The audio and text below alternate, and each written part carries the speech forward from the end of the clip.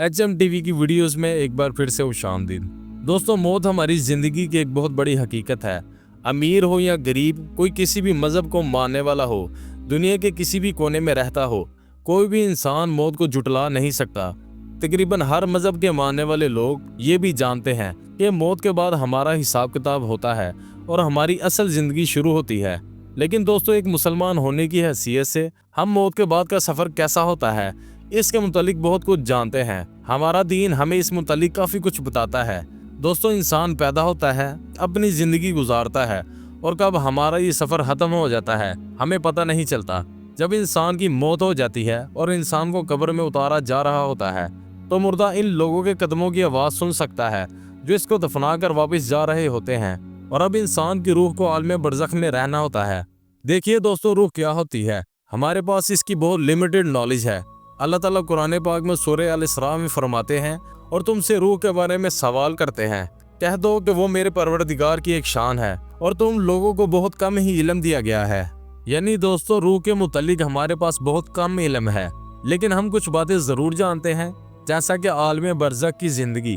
दोस्तों, मौत के बाद और क़यामत तक जिस जगह हमारी रूहें रहती हैं, इसे आलम बरज़ख कहते हैं। ये हमारे मरने के बाद की ज़िंदगी होती है।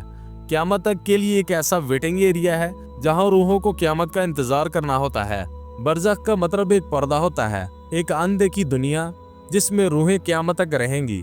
दोस्तों, आलम बरज़ख का मंजर एग्जैक्टली कैसा होगा ये तो अल्लाह ताला जानता है, लेकिन हम ये ज़रूर जानते हैं कि रूहों को इनके अमाल के मुताबिक क़यामत से पहले यहाँ रहना होगा। कहा जाता है आलम बरज़ख की 3 कैटेगरीज होंगी।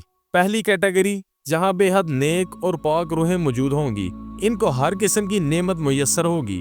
दूसरी कैटेगरी इन रूहों की होगी जिन पर कोई सख्ती नहीं होगी, ये रूहें भी आराम से आलम बरज़ख में मौजूद होंगी। और तीसरी कैटेगरी इन रूहों की होगी जो अल्लाह ताला की नाफरमान रूहें होंगी। इन रूहों पर आलम बरज़ख में बेहद सख्ती होगी। ये भी कहा जाता है कि जो नेक रूहें होंगी इनको आलम बरज़ख की एक जगह इलीन में भेज दिया जाएगा, और जो बदकार रूहें होंगी इनको आलम बरज़ख की एक जगह सिज्जीन में भेज दिया जाएगा। इनका फाइनल हिसाब किताब तो क़यामत में ही होगा, लेकिन यहीं से रूहों को इनके अमाल के मुताबिक जगह दे दी जाती है।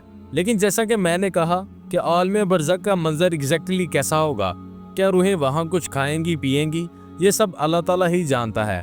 हमारे पास इसकी बहुत लिमिटेड नॉलेज है। लेकिन दोस्तों, हमें अहादीस से ये पता लगता है कि मरने के बाद आलम बरज़ख में नेक रूहें एक दूसरे से मिल सकेंगी। नेक रूहें बाकायदा बरज़ख में अपने प्यारों का इंतज़ार कर रही होती हैं। जब इनका कोई रिश्तेदार आलम बरज़ख में दाखिल होता है जिसकी नेक रूह होती है, तो रूहें इससे अपने प्यारों के मुतालिक सवाल करती हैं, क्योंकि इनको अपने प्यारों का यहाँ इंतज़ार होता है। अगर इनको पता चले कि इनका वो प्यारा ऑलरेडी मर चुका है, तो इसका मतलब है कि वो बरज़ख के उस हिस्से में है जहाँ बदकार रूहें रहती हैं, यानी सिज्जीन में, वरना इनका वो प्यारा यहाँ इनको अब तक मिल जाता। इस बात पर सब मुत्तफिक हैं कि आलम बरज़ख में नेक रूहें अपने प्यारों से मिल सकेंगी। दोस्तों, आलम बरज़ख एक पर्दा है, एक ऐसी अनदेखी दुनिया जिसके मुतालिक बहुत कम इंफॉर्मेशन मौजूद है, लेकिन हम सबको मरने के बाद क़यामत तक इसी जगह रहना है। जैसा कि मैंने कहा कि आलम बरज़ख का मंजर एग्जैक्टली कैसा होगा ये तो अल्लाह ताला ही बेहतर जानता है। मुझे उम्मीद है कि आपको हमारी ये छोटी सी काविश पसंद आई होगी। ऐसी मज़ीद इंफॉर्मेटिव वीडियोज़ देखने के लिए हमारे चैनल को लाइक और सब्सक्राइब करना ना भूलिए।